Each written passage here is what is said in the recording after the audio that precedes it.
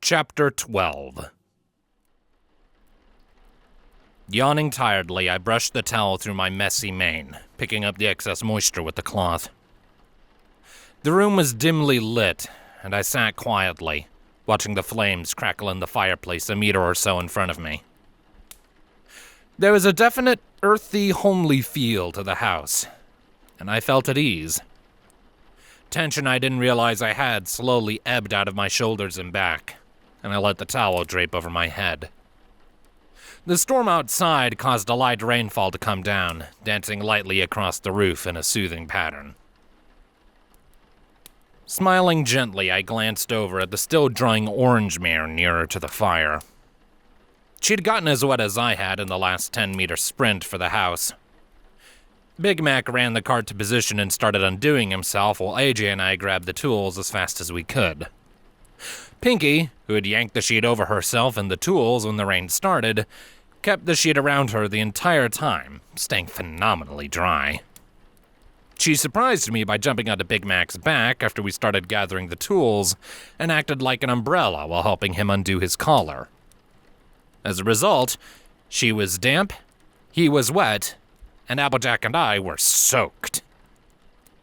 I tried really hard not to abuse the usage of the hammers I carried on Pinkie's skull.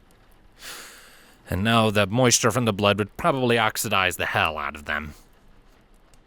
I sighed, realizing I wasn't really mad at her. She was gently swaying off to my right, eyes closed and softly humming a gentle, surprisingly sleepy tune. Thinking about it, I determined she had actually done quite a lot for me today. It was subtle, but she had cheered me up, distracted me, led me to where I could help, and then shared muffins with everyone without requesting a single thing in return. She may act strange, but she was all right in my book. My attention shifted again, momentarily observing the heavily bundled up Big Mac, who was wrapped in a larger towel with just his sleepy-looking eyes peeking out. He looked comfortable in there. He gave a quiet nod to me, and I smiled, returning the nod before turning my attention to Applejack. Her coat was still damp, giving her a kind of fluffy look that I imagined she would belt me for mentioning. I probably looked this similar anyway. A faint aroma of fur mixed with the delightful yet light scent of apples drifted into my nose, and I felt myself getting warmer, relaxing a little. It was far from an unpleasant sensation, but there was something else, practically imperceptible, mixed in. I gave up trying to identify the aroma after a few seconds and just let myself relax. My eyes danced along her cutie mark, and I absently wondered how she had gotten the triad of apples. Her special talent was obvious, but I couldn't help but wonder if I'd ever get such a mark. That mild sense of urgency danced about in my mind again. Shaking the feeling, I distracted myself with the subtle shifting of the muscles under her skin. She was sleek, but corded with strength, probably from years of working on the farm. It was impressive, really. I quietly wished I was half as strong as her. I was eating better, but needed to pick up the exercise. It was strange, as I doubted I had been quite this bad off in my previous body. Of course, who knows how much I lost in the dimensional transfer. Maybe it had been burned off and something when I came over.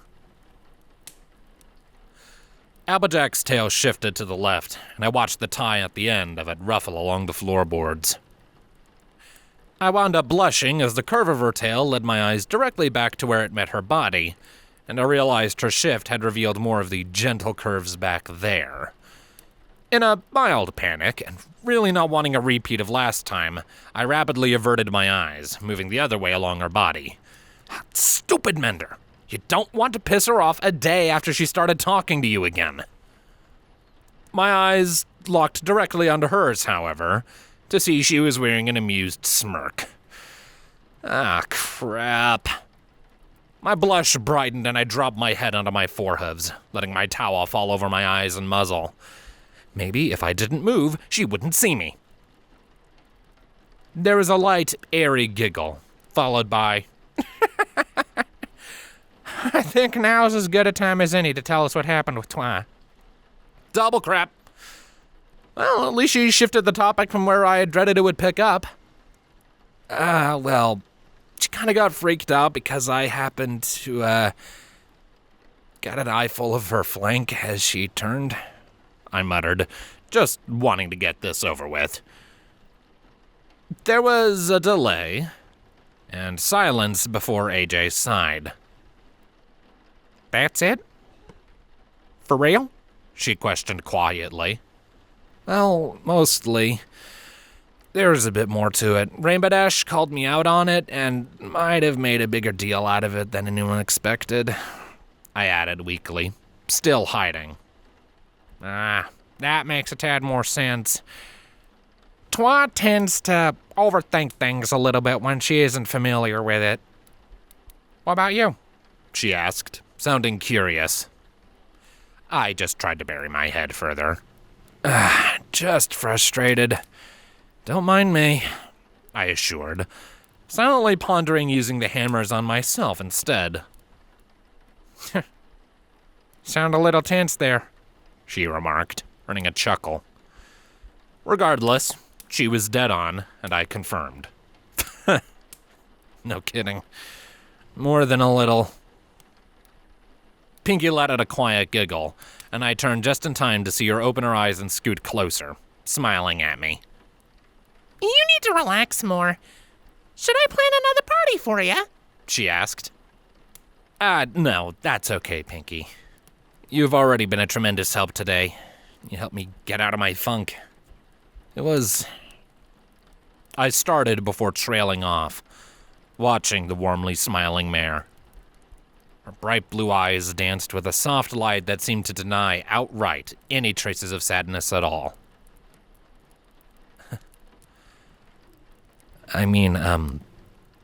Thank you, Pinkie Pie. From the bottom of my heart, I muttered, giving up trying to find a better way of putting it. Her expression softened and she shook her head, giggling. You're my friend now, and I love cheering ponies up, so you're very super duper welcome. She accepted. I started to smile, but she surprised me by scooting up flat against me and tucking her legs up, gazing happily into the fire. I almost blushed again, but I pulled it inside a lot easier. And the realization occurred to me that, with Pinkie, my affections were entirely platonic. It was distinctly different from Fluttershy or Twilight. It felt like a soft heat from my chest that left a pleasant sensation, rather than a wildfire that threatened to consume me and left my head spinning and filled with hot cotton. It was almost like Applejack could visually see the difference somehow. She gave a warm smile and soft nod before looking back at the fire. I watched the flames dance for a little while as well, feeling the gentle thumping of Pinkie's heart against my side. It was peaceful, and I just let my thoughts drift for the time being.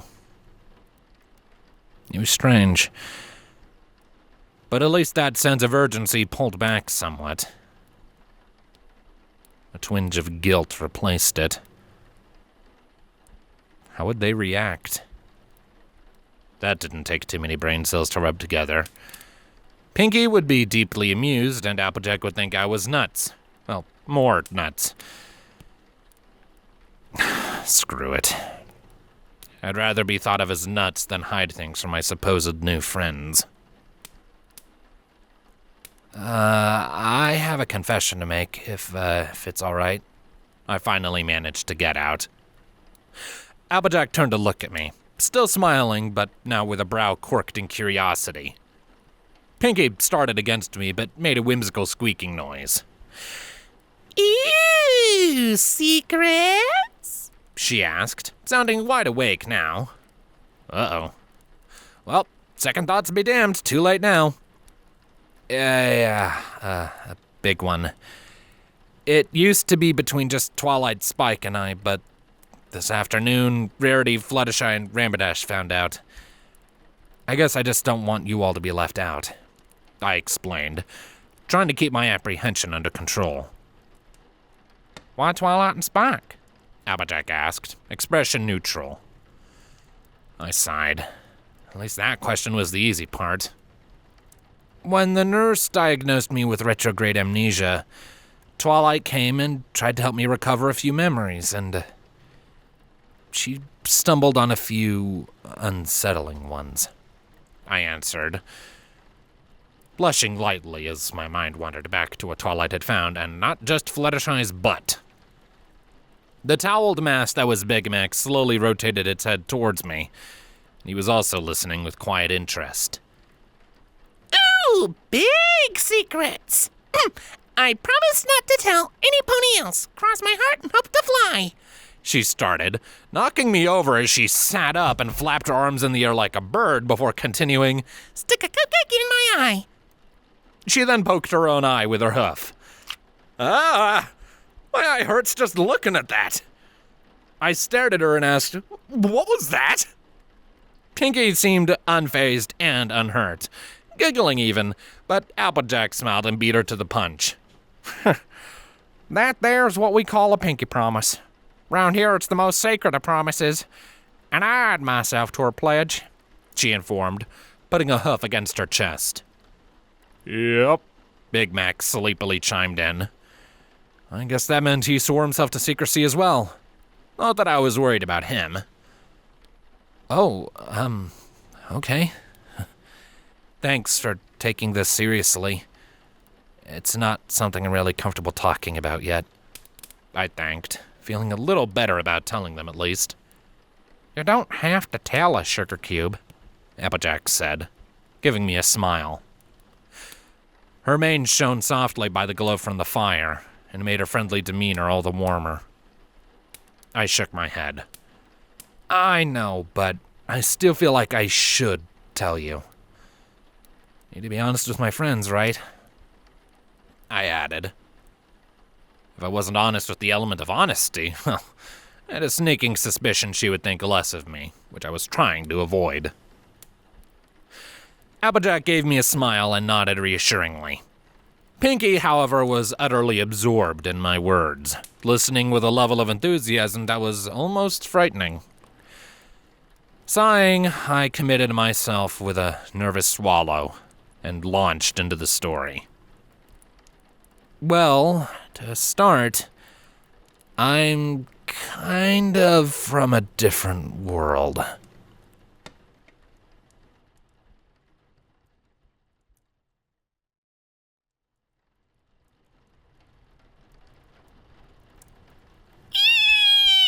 It's still so cool! Pinkie exclaimed, bouncing around me in a circle in between bouts of rolling and laughing. Applejack smiled at her antics before looking back at me again. Admittedly, it's a bit hard to swallow, but given your reaction before you said anything, and the fact that Twa found it, I suspect you're not yanking me around, she remarked, with an oddly amused glint in her eyes as she looked me over again, seemingly in a new light. Well, of course he's telling the truth. I mean, sure, I thought it was super amazing and fun story at first, and kept waiting for the punchline, but this is just so much cooler! A dimensional traveler! Just imagine! And now the no cutie mark thing makes sense! Well, more sense, not that it didn't before, but he obviously could have got one when he shifted forms. I mean, it would be really convenient, but since he did, it must mean he doesn't know what he's really good at, which is even more exciting! There are so many things that we could try out, and... Pinkie Pie started excitedly spewing forth almost faster than I could keep up. Whoa, Nelly. Slow down there, Pinkie. You get right hard to understand when excited. I'm interested too, but let him get a word in edgewise, Applejack interrupted. I smiled at them regardless. The reaction to the story was significantly better than what I'd been worried about, so I honestly didn't care how excited she got at this point. I was worried you'd think I was more crazy than I'd already proven, I muttered. Was it silly to assume AJ would take it badly? The orange mare let out another soft chuckle and shook her head. It's something. But I actually think you're more sane now than I gave you credit for. Sorry about that again. You're investigating the landing point when all that craziness happened, right? She asked, frowning. I nodded, shuddering as the cold sensation drifted back into my chest at remembering. Yeah. Twilight wanted to test for magical energy. Fluttershy's all right, though, I assured again. Oh, that's right. You saved her. Did she give you smooches? Pinkie suddenly asked. I think my brain hit the floor at about the same time as my jaw. Applejack just laughed, though. I think you know Fluttershy a bit more than that, Pinkie, she reminded. Pinkie giggled and nodded. Oh, I know. He's just so lovably adorable when he blushes, she admitted, halting her bouncing long enough to squish my cheeks together. Ugh. It felt all the hotter for it, and I tried my best to scowl at her, despite internally admitting that she got me good on that one. You're horrible sometimes, Pinkie, Applejack muttered, shaking her head and grinning. Pinkie gave her a knowing smirk and finally let go of my face. The three of us were interrupted by a light snoring noise. Looking over, we saw that Big Mac was quietly sleeping, head down and tucked in the now dry towels. Applejack smiled at him and nodded. It is getting to about that time of night. You can stay here tonight, Pinkie. I don't want you out in that rain. She spoke up. Oh yeah. Crap. It was raining. I stood up shakily at the same time Applejack did and looked out the window. The barn was a good quarter of a kilometer from the house, and I wasn't looking forward to sprinting back there. Or, well, whatever you could call my fastest running pace. An energetic turtle, maybe? I couldn't see how wet it was in the dark, but I could definitely hear the rain on the roof. Scratch that, I'm just gonna walk. I'll be soaked regardless, and walking is less of a chance of spontaneous injury for me. Applejack gave a curt shirk of her head after closing the grate on the fireplace, disrupting my thoughts. Don't you even think about it either, Mender. You're staying inside too, she warned, giving me a stubborn stare. Oh. Well, that changed things. Wait. Ooh, who's he staying with? You only have one guest bedroom, Pinkie asked, looking absolutely impish again. Applejack gave a dry chuckle and rolled her eyes. I panicked slightly and added, I can just stay with Big Mac, right? I glanced over where he was and jumped slightly when I realized he was gone. The towels were politely folded and left there against the couch. Holy crap, how does some pony that large move that quietly? He can be awfully quiet when he wants to be. Probably a good thing. Apple Bloom and Granny are already asleep, she explained, noting my surprise. Crap. Wait, the couch. I'll just stay on the couch then, don't worry, I assured, smiling and waving a hoof nonchalantly through the air. Pinkie pouted, but AJ just smiled and nodded. Mighty right and honest of you, Mender. I know a fair few stallions who probably wouldn't think nothing of trying his chances. We'll go over to Twice tomorrow and have a talking with her, don't worry, she promised, giving me a perky smile instead. Trying my chances? I swallowed lightly and nodded. I don't want to force her. If she'll have me back, then all right, but if not, I'll just have to find a different place to lay my head, I appended, trying not to show my concern. You're a hard worker, and that brain will come in handy, I think. Even if she doesn't, we'll whip something up in the barn for you, Applejack offered, shifting back to a less energetic but still warm smile. Thanks, Applejack. I'll help you out even if she doesn't let me stay with her, I added, hoping she didn't get the wrong impression. I mean, it's not like I had to live here to help around the farm. Besides, it might help me get some of my muscle back eventually.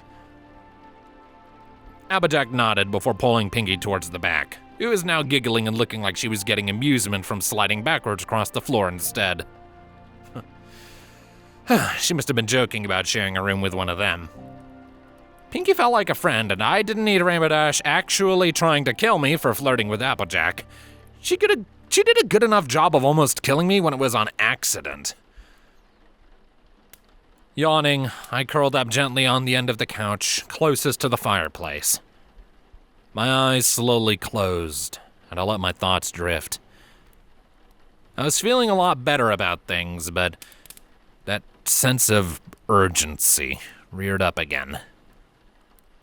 It was a while before I could get to sleep.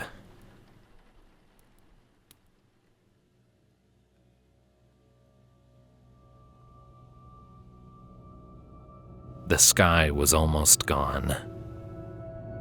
Stars danced beyond what was left of the atmosphere, easily visible now. A rainbow hue followed the burning embers slowly across the horizon as the air thinned. Space itself seemed to open up before me, and I couldn't fully comprehend my place in things anymore. I felt so tiny, as thousands of stars shone above.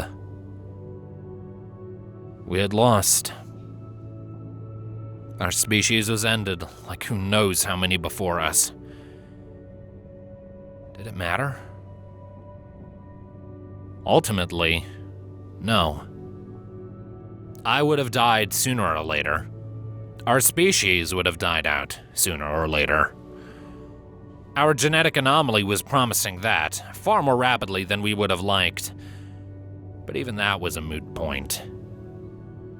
It all fell into perspective, and my fragile personal thresholds tore away like tissue paper in a rainstorm. One day, none of it would matter anyway, even if they hadn't come. Everything ends. Maybe even time itself, if something were to live that long to see it. And at the end of everything, long after our star is destroyed, the bits of our galaxy cool and all of everything is reduced to a chilled nothingness, what would be left? Them? Hardly. We killed some of them. They weren't indestructible. And sometime in the future, their time would come too. Maybe that's what all of this was about? Them struggling meekly against their fate in a race for supposed immortality? It was a race that we hadn't wanted to compete in from the start. My hand gently extended upwards, a light blue fur up to the knuckles of all 3 fingers and the thumb. Dark crimson coated the back of the hand from an inconsequential gash, but I ignored it, reaching out and grasping at the stars as best as I could. So beautiful. They were so foolish. Immortality was right here, and they couldn't even see it.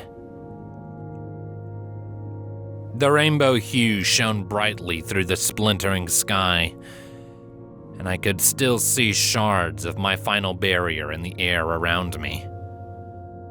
The impossible heat was still present at my side somewhere, and I knew this ball of rock that used to be a planet was going to come apart. But I couldn't stop smiling. If there was an end to everything, I wish I could be there to see it. The amount of sorrow and joy the universe must contain. By the end, I imagined it would be impossible to comprehend. Why was that so beautiful to me? Was it wrong to want to see and experience everything this universe had to offer? The shard of my barrier closest to me shone with a rainbow hue and drew my attention. A refraction of light from the atmosphere. My eyes widened as I saw a perfect image lining up inside of the shard, matching to the faded hues in the sky above. An expanding rainbow light as glorious as the rising sun. Rainbow. Wait. Cyan blue met my eyes, and my head suddenly hurt. The strangest sight of a pony inside of the shard appeared. She streaked away from the expanse, a streaming trail of prismatic light following her. And it was as beautiful as the sky above. Rainbow Dash. Equestria. It wasn't a dream. It couldn't be. Was this the dream? Which was it? Maybe both were real. She drew me towards her excitement, and I felt her energy almost calling to me. Through me. My eyes widened as I felt the pulse of energy running through my veins. That final spell, it was keeping me alive. I was still alive. The cords of rainbow light danced from what was left of my chest, and I felt nothing.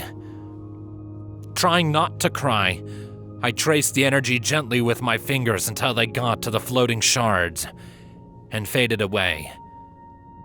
The energy went somewhere else, somewhere that wasn't here.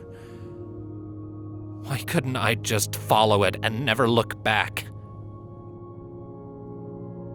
Closing my eyes again, I could almost hear them. Was this a memory too? Was any of this real? Or was I really already dead? I heard my name. A gentle whisper of a voice calling out to me. Was it my name? No. But it was my new one, which I now felt was more important. Coughing weakly, I fought through the fog in my mind and went as best as I could towards the voice.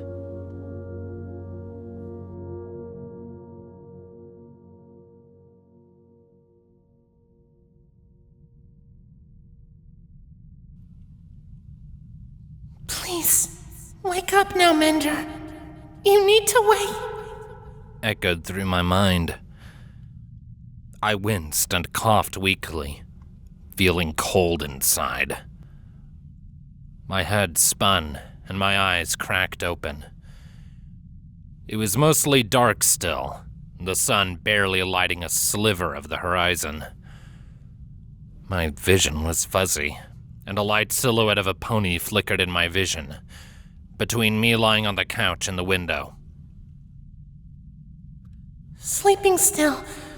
I'm scared. I think it's... Echoed in and out, and I groaned, feebly trying to shift my left leg to block some of the light from the window so I could hear her. Her. It was a mare. I almost, maybe, recognized the voice. Who was it? The echoing continued with, Nightmare. It has to be. You... Wake up! I'm scared. She was almost too quiet to hear, and I reached out towards her, trying to touch her. She let out a quiet whimper that resounded in ghost sounds throughout my head, and tried to nuzzle my outstretched hoof as I extended it. I smiled warmly momentarily, before another coughing fit struck me. Gasping and wheezing for breath, I clutched at my chest with my other hoof as best as I could. It felt like shards of ice were buried in my lungs, and it hurt to breathe. I jerked awake more and looked back up again, only to find myself alone in the living room. The light bled softly through the window, giving a gray illumination to my world. My head swam with a lukewarm mud sensation, and I tried to stand. There was almost no strength in my legs, and the only thing I accomplished was falling off the couch with a sick, wet thud. Wait, wet? My eyes widened as I saw the light dance across my stretched out forelegs as I sprawled across the floor. Thick black veins extended down my skin, and a damp, sweaty sheen coated my fur almost completely. I managed to shift my head down enough to see a mass of darkened, poisonous-looking veins extending from under the bandage wrapped around my chest. Oh, son of a bitch. Why now? Why me? Fluttershy had healed up entirely in a matter of minutes. Why wasn't it going away for me? Trying really hard not to pass out again, I pushed my foreleg against the floor and got both my front legs up, trying to lift myself. It felt like they were made out of putty, and I struggled to stop them from shaking as I saw drops of sweat touch down on the floorboards. A light clinking sound came from behind me somewhere. In the act of turning to look, I slipped sideways and collapsed to the floor again with a wet slapping noise. Giving up, I just lay there, trying to catch my breath through the chunky agony that was my lungs. I saw a light coming from what appeared to be the kitchen. I hadn't really paid much attention to the layout of the house last night. That you out there, Big Mac? You're up awfully early. I heard a sleepy-sounding Applejack ask quietly, peeking her head out of the doorframe with what looked like a small cup of water in her muzzle. For a moment, she seemed perplexed to not see the large red stallion, but then she looked over at me lying on the floor. A heartbeat went by where she stared at me without recognition. It was over in less than a second, and she dropped her water cup as her eyes widened. Mender, are you okay? She asked, rushing over to me. I tried to speak, but my throat was too dry. I shook my head weakly before trying to stand again. Applejack caught me as I wobbled and helped me get my balance. With a bit of effort, she pushed me up to my hooves, hooking me under my left foreleg and bracing my shoulder. What happened? You're really not looking too good, she asked, a spike of worry very evident in her voice now. Looking over at her, my expression softened as I saw through her completely. The room shifted, briefly, to a burnt image of hell itself. The sky a dark void with rainbow flames falling like ash. That wasn't sky at all. Gravity momentarily fell away, and I had the sensation of my stomach drifting up into my chest cavity before my throat clenched again, and I broke into another coughing fit. When I finally managed to open my eyes again, I was back in the dimly lit room in the farmhouse. What was happening to me? Focus, Mender. Stay with me, okay? Applejack asked, trying to extend her hoof up and feel my forehead for fever. Sadly, she couldn't. Both of our eyes widened as my flesh went with her hoof. She gasped and tried to pull her hoof away from my shoulder, but long strings of ooze, vaguely similar to the color of my coat, were still attached. No. That looked way too familiar to be good. No! I panicked and tried to fall backwards away from her, scampering along my hooves. Damn these forelegs! When I really had to move them, it's like they were spaghetti! Applejack let out a quiet yelp as I fell away from her, flailing. The trails of ooze fell over me again and seemed to sink back into my flesh. Her eyes widened even more as I fell over, and she dove to try and catch me. No! I tried to scream out to not touch me, but my voice cracked, and I let out a pained gurgle instead. She managed to snatch me before I hit the floor and braced against my momentum, setting me down instead. I rapidly shook my head at her, but it was far too late at that point. She looked down at her chest with an almost calm manner as blue, flesh-colored ooze covered the entire front of her body, and at least a dozen strings connected her to me. What is this, Mender? She asked, voice uncharacteristically shaky, as she tried to pull the strings of me off of her. Her eyes widened as she realized she couldn't, and probably felt the cold starting to seep into her. My mind screamed and spun itself in circles as I, somehow, felt AJ there. It was like my consciousness was drifting into awareness, and the parts of her I touched were registering as my skin instead. It's dangerous. Don't touch me anymore, I managed to whisper, trying to pull myself away from her more, but finding myself stuck. Mental curses drifted through my head as I tried to think of a way to fix this. Okay, so it seems like I was like those rocks now. My magic activated in a heartbeat, and I scanned myself again out of instinct. My heart froze. That invasive energy was back. It was everywhere, filling me almost completely, and I couldn't think of anything good that could come from it. Applejack saw me trying to pull back and braced herself against the ground, slowly backing up to try and yank the slime off of her. My sheen of sweat, unfortunately, only made it so easy for me to slide across the floor. They're starting to hurt, Mender! She exclaimed, no longer whispering as her voice rose with panic. There was no choice, it had to be sealed. My containment field activated inside of me, and I got an idea. A reckless idea, but it was all I had. Wrapping a ball of the hellish energy up in a field, I simply smashed it into the inside of my chest as hard as I could, aiming to miss ribs if possible. The pain was unbelievable, and I managed to actually gasp and cry out this time. And suddenly I smelled blood.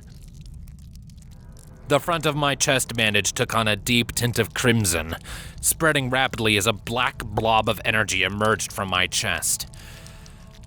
That would have to do. My barrier expanded, and I barely held back the scream as it felt like raw fire erupted in my chest. My symbols poured forth with no small amount of blood alongside, and rapidly covered the entirety of my body. I smiled weakly as I watched them extend down the lines of fleshy slime, towards the now horrified-looking Applejack. She screamed. I had to give her credit. It wasn't something that was girly or undirected. She turned her head backwards as she did so, and directed it back towards the bedrooms as the slime fought against my magic, trying to pull her closer. Help! She added at the top of her lungs as she shifted to the right. The effect was instant. There were several loud crashing noises from the bedroom area, and I swore he almost took the door off its hinges as he smashed it open, sliding in the hallway less than 3 seconds later. AJ! Big Mac shouted, his expression impossible to read, somewhere between rage and worry.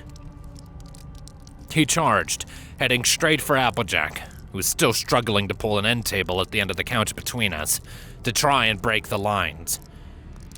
In any other circumstances, seeing him charge at me with that look probably would have caused me to wet myself and pass out from fear, as a side note. He smashed into the side table as Applejack cried out again, a line of the slime hitting her face and expanding those dark veins rapidly.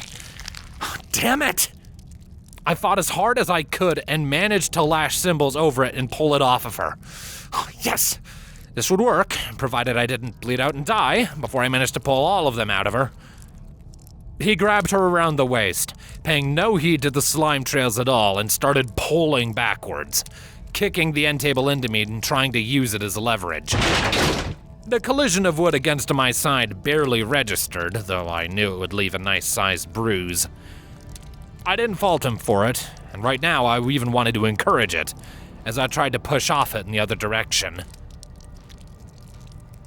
As we struggled, my mind barely registered a curious whistling noise from outside.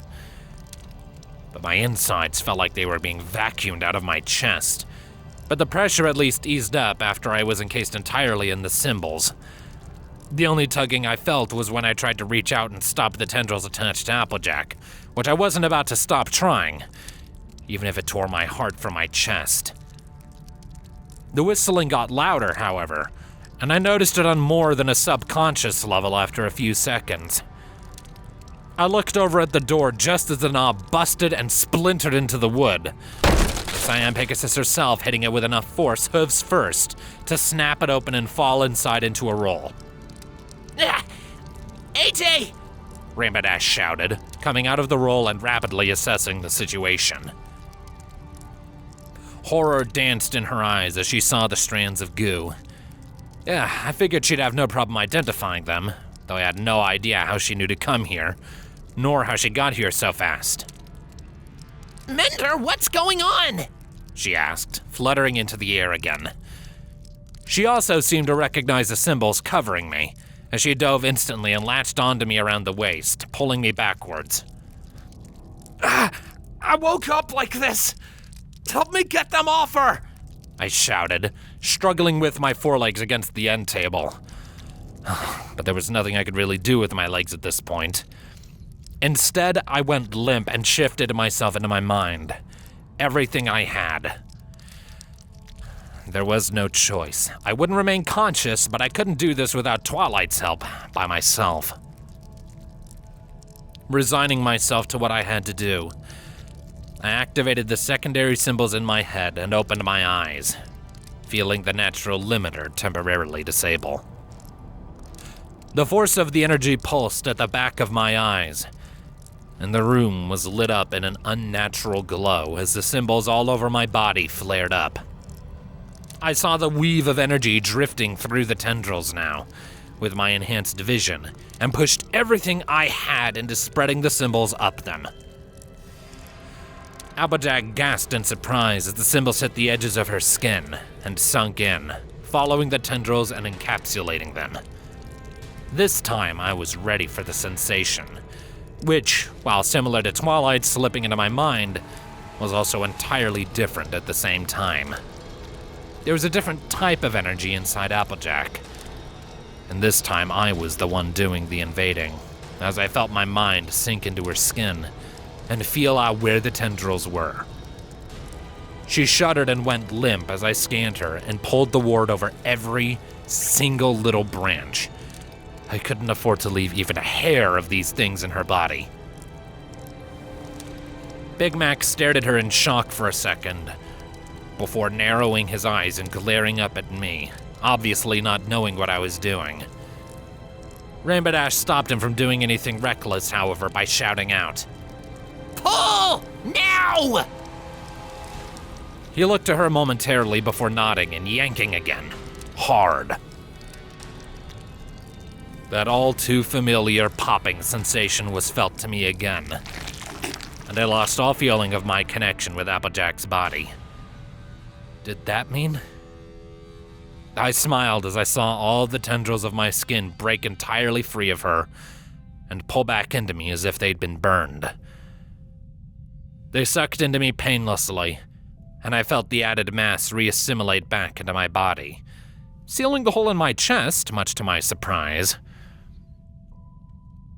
Blood and sweat were splattered across the floor under me at random at that point.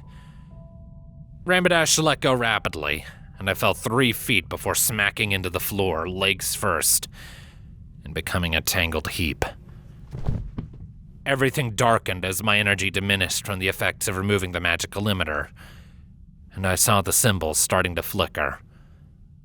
Feeling it out, I noticed the connection between them through my chest was still there. With my last little bit of strength, I latched the spell onto my life force, and then everything went dark.